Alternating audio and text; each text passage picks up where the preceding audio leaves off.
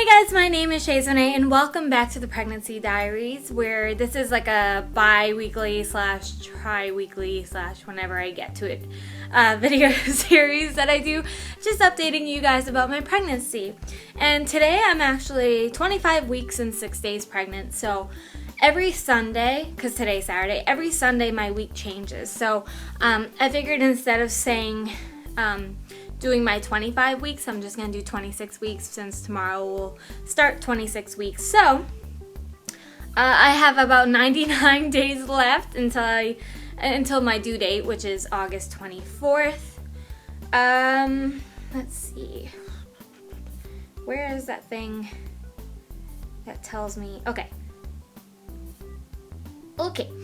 So starting next week, this is what my baby's going to start doing, and this is kind of like an update for you guys, will say. Okay, this week, so starting tomorrow, marks the end of the second trimester. Okay, that first line kind of scared me.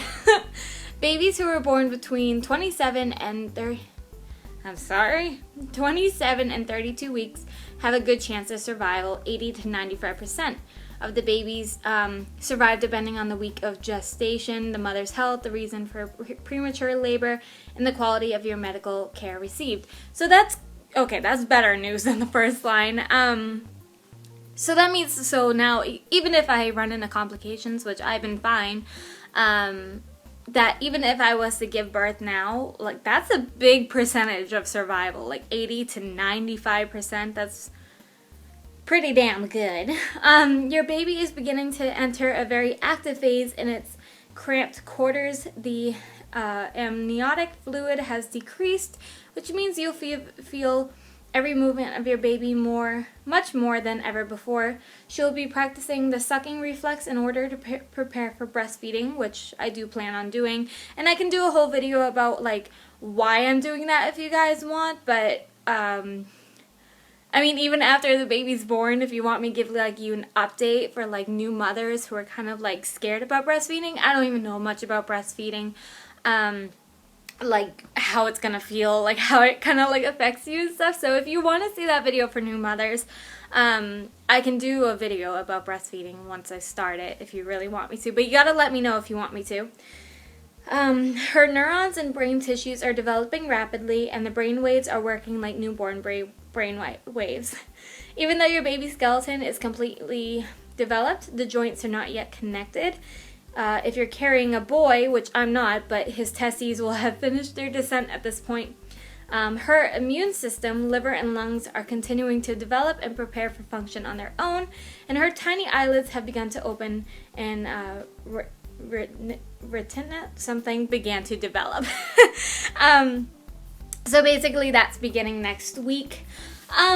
This week we're gonna talk a little bit about stretch marks and how I'm mentally preparing myself for labor. So let's start with the fun topic of stretch marks.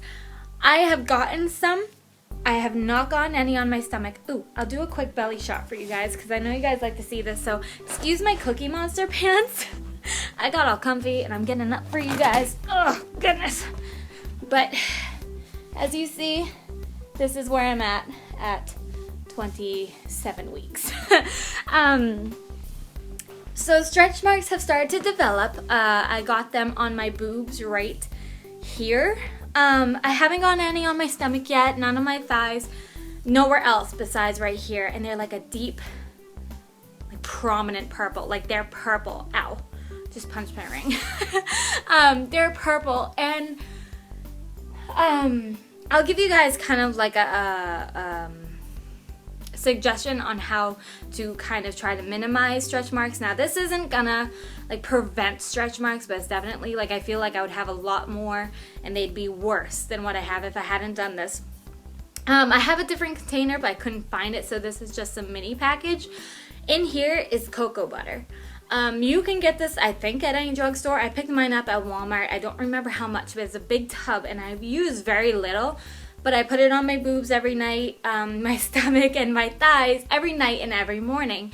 And I feel like that kind of helped with stretch marks. So if you're looking to prevent them, or not necessarily prevent, but like reduce the amount or the intensity that you get of them, definitely check out cocoa butter. I heard it was one of the best. But I also have this thing called tummy butter, which you guys will see right here, which I'm sure you can get at any like Babies R Us, maybe even drugstore. I'm not sure. Not a ton of this one was used, but my future sister-in-law gave this to me because she just had her baby a couple months ago, so she's not using this anymore because she's going back down in size. But these are two good recommendations to put on every morning, every night, especially if you start to itch. A couple weeks ago, I started to really itch, and that's just your stomach, or your skin rather, just stretching. And my skin was able to really stretch a lot before stretch marks just formed. I just saw that I had stretch marks. Those were not there a week ago. And like I said, I'm at 27.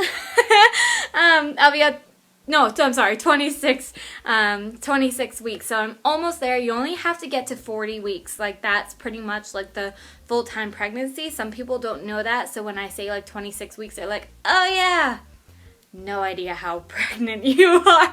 So 26 out of 40 weeks, if you guys can kind of imagine that. So I'm getting another ultrasound done at 32 weeks. So I can't wait. I can't wait to see her again. But that will be the last time I'll be able to see her until she's born.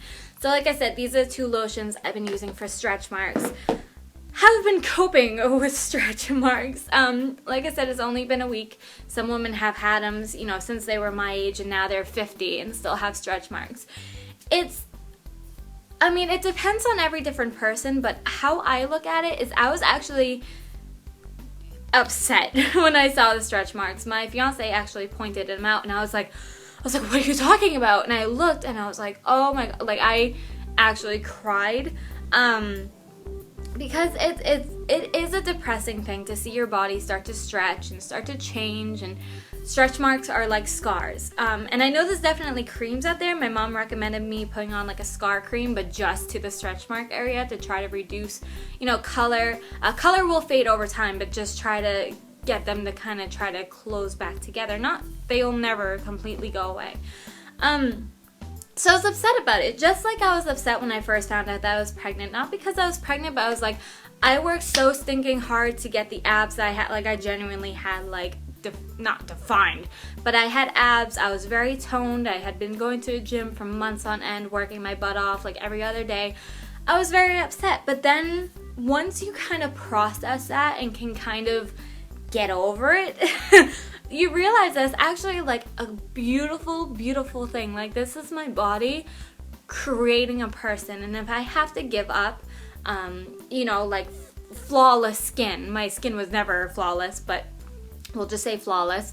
If I have to give flawless skin up to have a daughter, then by all means, I will have the crappiest skin in the world.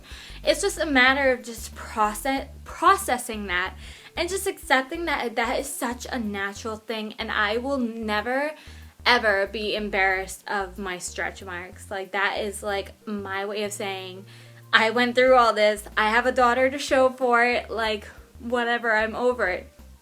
But like I said, people are totally different with that. Some people will be devastated by stretch marks for the rest of their life. Some people will be extremely embarrassed about it and try to hide that part of the body for the rest of their life. But you know what? I'm like, if I got stretch marks, I am going out in a bikini if it is freaking hot out. And just bringing up like just getting over what's natural of your body with pregnancy. When I went down to Puerto Rico, it was extremely hot. It was like 80 to 95 degrees every single day. So we went down to the beach a lot, and I had an obvious belly.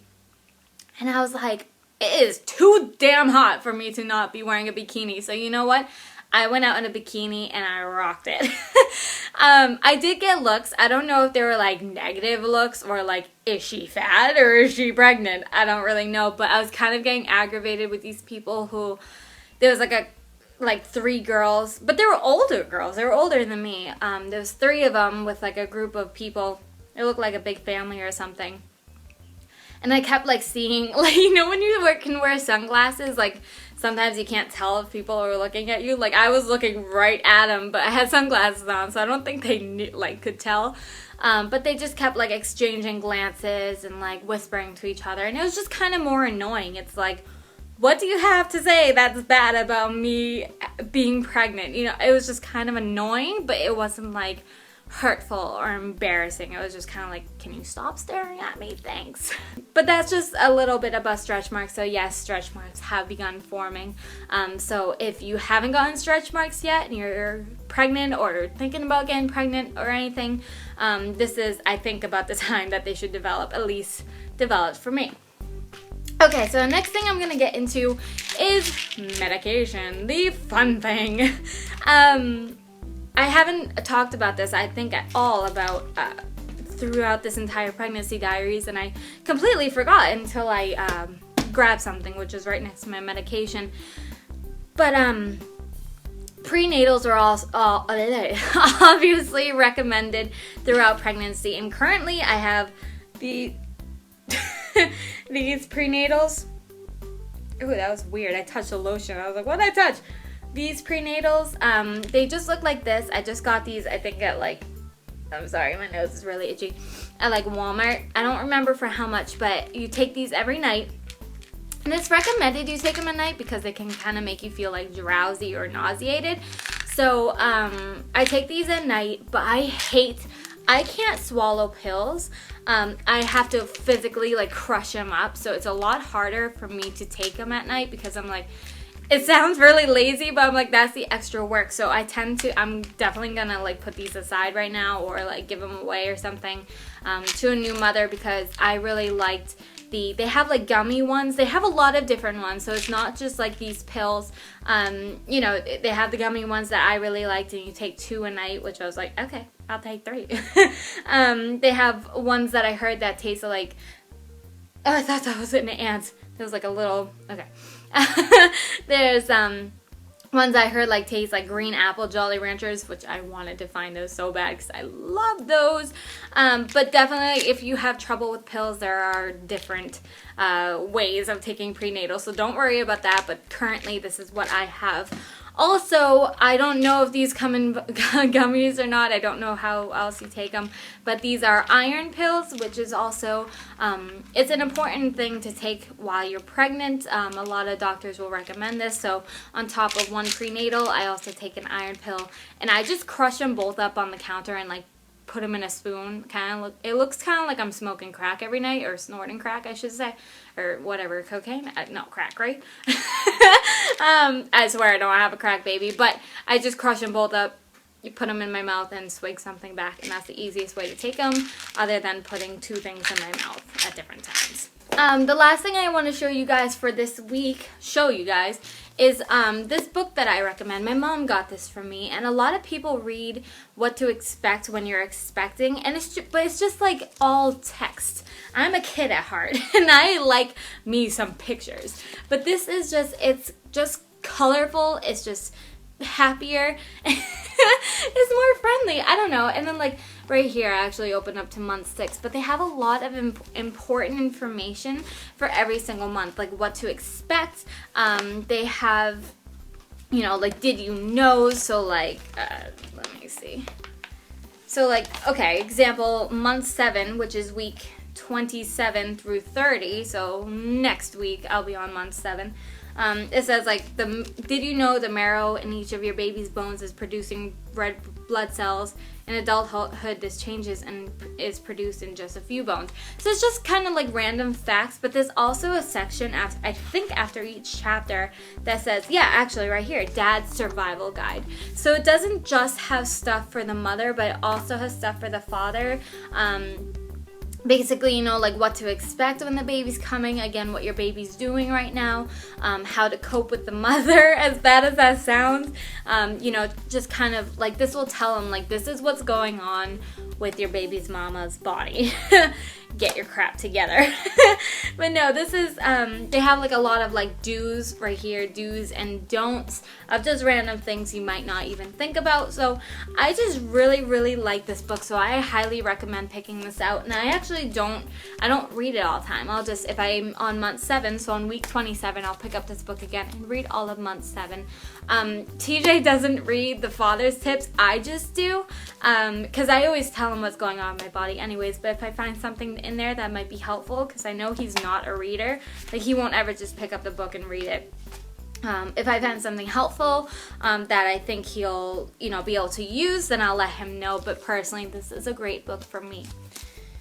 So that's everything I had to show you guys. The only other thing I've really experienced for the past week is, what are they called? Braxton Hicks contractions, which are basically like, before I was pregnant, I had my period, I used to get really bad back pain and bad cramps. The cramps have come back, and after not having your period for about 6 months, you kind of forget what cramps feel like. Not necessarily, but like you forget sometimes the intensity of them. And I was just like, oh! I was like, oh, this kind of sucks. It wasn't like wicked painful, but it was definitely uncomfortable. It felt like I had my period. And I was just as bitchy as when I was on my periods. And those are called Braxton Hicks contractions, which are basically like practice contractions for the real thing. So I'm like, oh dear Lord. So, but a lot of back pain has come into play, like especially on my lower back. Even right now, just sitting down, it kind of like, it's uncomfortable. But when I'm on my feet at work, a lot of the times it'll come kind of like I gotta stretch it out. My legs hurt sometimes, like I'll get a lot of leg cramps and I need to get off my feet. And a lot of the times I'll wake up and stretch my legs and the muscles will hurt so bad, like to the point of where it actually almost makes my eyes water. But then it'll go away after a few minutes. My child, I don't know if it's normal, but she has not stopped moving since 12 weeks. From seeing the first ultrasound and seeing her jump around, she kind of got a little bit slow for a couple weeks, I think, when like she started to grow a lot.